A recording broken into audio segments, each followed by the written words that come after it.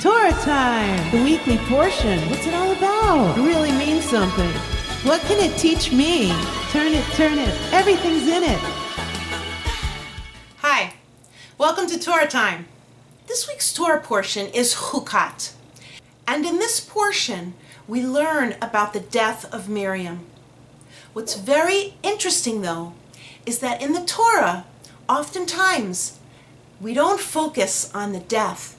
We focus on the life of the person. There's another portion like this called Chaye Sarah.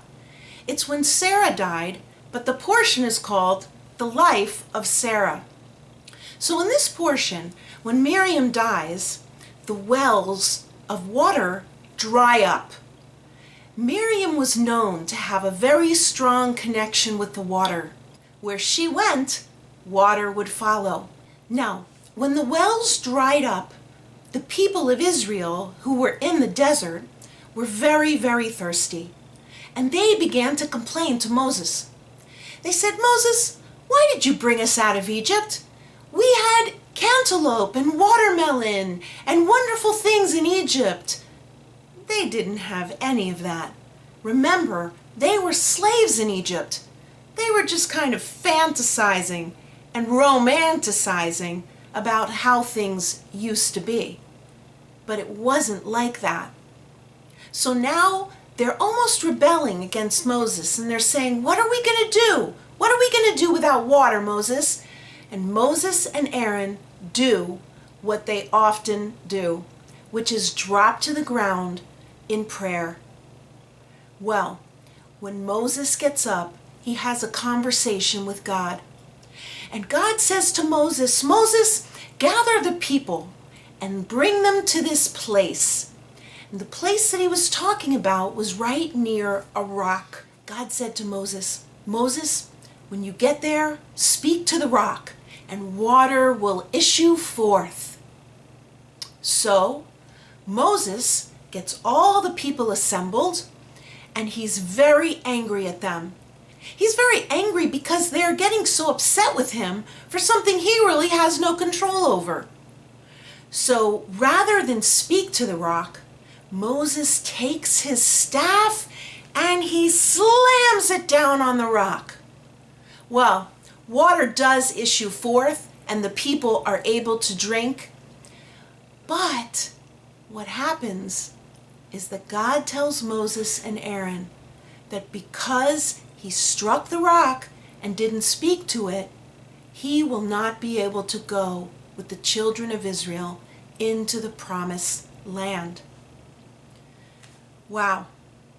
Moses' temper got him in a lot of trouble.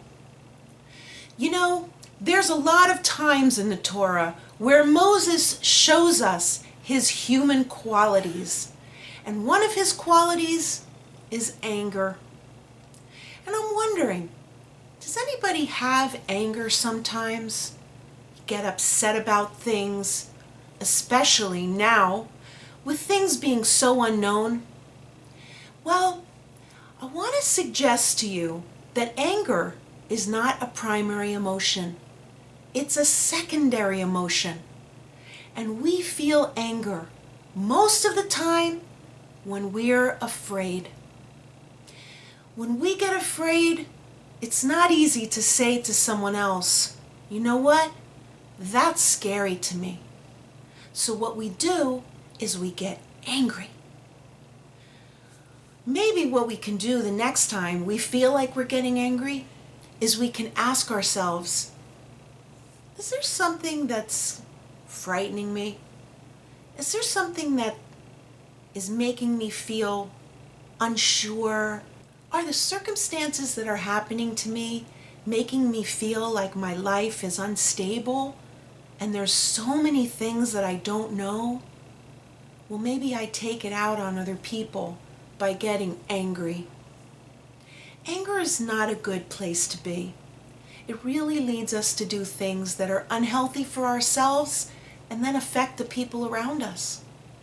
So it's good when we start to feel that little feeling inside of ourselves, we can just stop for a moment, take a deep breath, let it out, and remember that it's easier to tell someone, you know, that made me feel a little frightened or a little scared. We can learn some great lessons in the Torah, all kinds of things that are really important for our daily lives. Well, that's our Torah time for today. Okay, Shalom. Torah time! The weekly portion. What's it all about? It really means something. What can it teach me? Turn it, everything's in it.